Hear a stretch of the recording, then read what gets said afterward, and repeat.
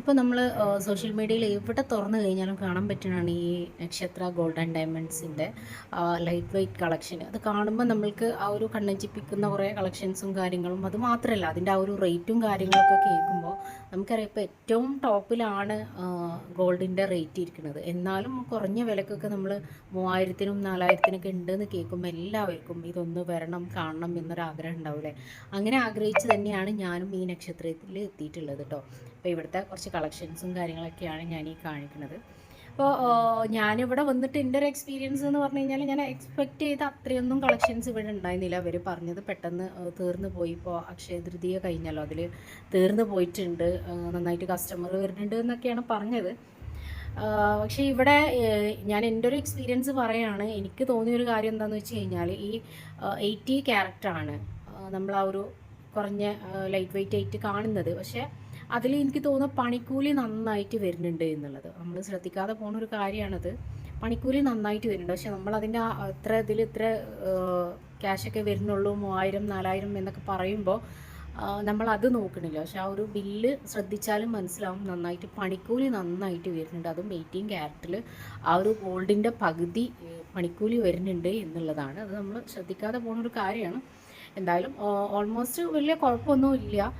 ഇതിനെക്കാട്ടിലൊക്കെ ബെറ്ററായിട്ട് എനിക്ക് തോന്നിയത് ഞങ്ങളെ നാട്ടിലുണ്ട് ഒരു ഗോൾഡിൻ്റെത്. ഞാൻ ഇൻഷാ അല്ലാഹ് ഞാനത് കാണിക്കുന്നുണ്ട്. അത് കമ്പയർ ചെയ്യുമ്പോൾ നമുക്ക് നമ്മളെ നാട്ടിലുള്ളതിന് വില ഉണ്ടാവില്ലല്ലോ. കൂടുതലിങ്ങനെ പരസ്യം കാര്യങ്ങളൊക്കെ കാണുമ്പോഴാണ് നമുക്കത് അതിലേക്കാണ് നമ്മൾ പോവുക. നമ്മളെ കാലിൻ്റെ ചുവട്ടിലുള്ളതിന് വില ഉണ്ടാവില്ല എന്നുള്ളതാണ്. എന്തായാലും തീർച്ചയായിട്ടും ഞാൻ നിങ്ങൾക്ക് അതിൻ്റെ ഒരു കളക്ഷനും അതിലുള്ളൊരു വ്യത്യാസവും ഞാൻ കാണിക്കുന്നുണ്ട്. നല്ല റേറ്റിന് മാറ്റം അവിടെ വരുന്നുണ്ട്. ഞാൻ ഏതാണ് ആ ഗോൾഡ് ജ്വല്ലറി എന്നൊന്നും ഞാൻ പറയണില്ല. ഇൻഷാ അല്ലാഹ് എന്തായാലും അടുത്തൊരു വീഡിയോയിൽ ഞാൻ നിങ്ങൾക്കത് കാണിച്ചു തരും. അപ്പോൾ നിങ്ങൾക്ക് മനസ്സിലാവും നല്ലൊരു മാറ്റം ഉണ്ട് എന്നുള്ളത്. ഇവിടുത്തതും അവിടുത്തതും തമ്മിൽ നല്ല മാറ്റം വരുന്നുണ്ട് റേറ്റിൽ എന്നുള്ളതാണ്. അപ്പോൾ ഈ ഒരു കളക്ഷൻസും കാര്യങ്ങളൊക്കെ ഉണ്ടല്ലോ, ഇതൊക്കെ എന്ന് പറഞ്ഞാൽ നല്ല ലൈറ്റ് വെയിറ്റ് ആണ് കേട്ടോ. അപ്പോൾ ഈ കാണുന്നൊരു സെറ്റ് എന്ന് പറഞ്ഞാൽ 8 പവനിൽ സെറ്റ് ചെയ്ത് വെച്ചാൽ അപ്പോൾ നമ്മൾ കല്യാണത്തിനൊക്കെ കൊടുക്കുമ്പോൾ ലൈറ്റ് വെയിറ്റ് ആയിട്ടുള്ളതാണ്. ഇതിൻ്റെ ഏറ്റവും താഴെ വെറും 2 പവനേ ഉള്ളൂ, മറ്റേതൊക്കെ 1 പവനാണ്. മേലുള്ളത് ഒരു 3 പവനൊക്കെ വരുന്നുണ്ട് എന്നുള്ളതാണ്. അപ്പോൾ അതൊരു കല്യാണ പെണ്ണിന് സെറ്റ് ചെയ്യുമ്പോൾ നല്ലൊരു അടിപൊളിയാണ്. ഇത്ര ഒരു കുറഞ്ഞതിൽ നമുക്കത് കിട്ടുമല്ലോ. പിന്നെ ഏതൊരു പാരൻസിൻ്റെ ആണെങ്കിലും കല്യാണ പെണ്ണിൻ്റെയൊക്കെ ആഗ്രഹമാണല്ലോ ആ കല്യാണത്തിനൊന്ന് ഒരുങ്ങിച്ചമഞ്ഞ് കഴുത്ത് നിറച്ച് കാണിക്കുക എന്നുള്ളത്.